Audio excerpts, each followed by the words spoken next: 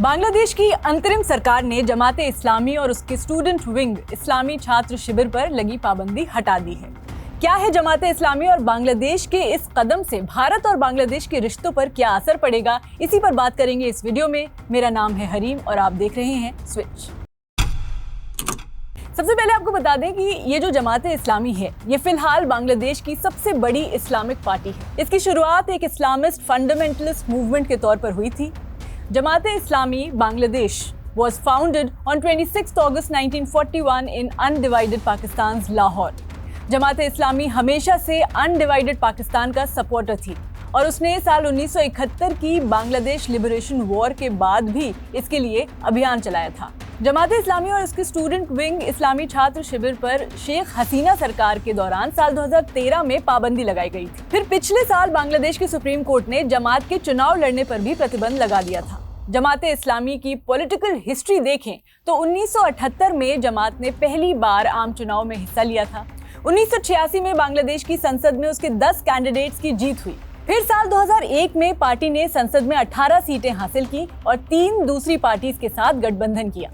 इसी साल यानी 2001 में ही जमाते इस्लामी बेगम खालिदा जिया की बांग्लादेश नेशनलिस्ट पार्टी की लीडरशिप में बनी सरकार जो थी उसमें शामिल हुई। लेकिन साल 2013 में शेख हसीना की सरकार ने इस पर पाबंदी लगा दी। बहरहाल अब बांग्लादेश की अंतरिम सरकार की होम मिनिस्ट्री ने 28 अगस्त को इससे प्रतिबंध हटाने का नोटिफिकेशन जारी किया। इस नोटिफिकेशन में लिखा था कि जमाते इस्लामी बांग्लादेश, इसकी स्टूडेंट विंग इस्लामी छात्र शिविर और पार्टी की दूसरी सभी सपोर्टिंग यूनिट्स का आतंकवाद से कोई रिलेशन नहीं मिला है। इसलिए सरकार का मानना है कि ये टेरर एक्टिविटीज में शामिल नहीं है। इंटरिम गवर्नमेंट के इस नोटिफिकेशन के बाद 11 साल पहले जो बैन लगा था वो हटा दिया गया। अब इसका भारत पर क्या असर होगा, ये समझने के लिए जमाते इस्लामी की कंट्रोवर्शियल हिस्ट्री पर नजर डालते हैं। 1971 में बांग्लादेश लिबरेशन वॉर के दौरान पार्टी के कई नेताओं पर अत्याचार के आरोप लगे। पार्टी एक सेपरेट बांग्लादेश का विरोध कर रही थी क्योंकि उसकी नजर में ये इस्लाम के अगेंस्ट था। 1990 में आर्मी रूल खत्म होने के बाद जमाते इस्लामी और उसके नेताओं के खिलाफ वॉर क्राइम्स में शामिल होने के आरोप लगे और मुकदमे चले। मई 2008 में बांग्लादेश पुलिस ने जमात नेता और पूर्व मंत्री मतीउर रहमान को 2 और फॉर्मर मिनिस्टर्स के साथ गिरफ्तार किया। साल 2010 में इंटरनेशनल क्राइम ट्रिब्यूनल ने पार्टी के 8 नेताओं को वॉर क्राइम्स का दोषी पाया। इन तमाम आरोपों के बीच भारत में 6 दिसंबर 1992 को डिस्प्यूटेड स्ट्रक्चर के डिमोलिशन के बाद पार्टी के नेताओं और स्टूडेंट ऑर्गेनाइजेशंस पर बांग्लादेश में एंटी हिंदू राइट्स भड़काने का भी आरोप है। यानी ओवर द इयर्स जमाते इस्लामी काफी कंट्रोवर्सीज का हिस्सा रह चुकी है। इस सब से ये साफ है कि जमाते इस्लामी एक एक्सट्रीमिस्ट आइडियोलॉजी वाली पार्टी है जिससे भारत, जो कि एक सेक्युलर देश है, उसकी आइडियोलॉजी मैच नहीं करती। इस पार्टी की स्टूडेंट ऑर्गेनाइजेशन काफी मजबूत है जिस पर देश में हिंसा और एक्सट्रीमिज्म को बढ़ावा देने के आरोप लगते रहे हैं और इस वजह से उसकी इमेज हमेशा से भारत विरोधी रही है। हालांकि जमाते इस्लामी ने ये भी कहा है कि इस पार्टी को भारत विरोधी मानने का भारत का जो परसेप्शन है वो गलत है। लेकिन रिपोर्ट्स के मुताबिक जमाते इस्लामी के चीफ शफीकुर रहमान ने रिसेंटली भारत को लेकर कुछ ऐसे कमेंट्स किए हैं जो दोनों देशों के रिश्तों को लेकर ठीक नहीं है।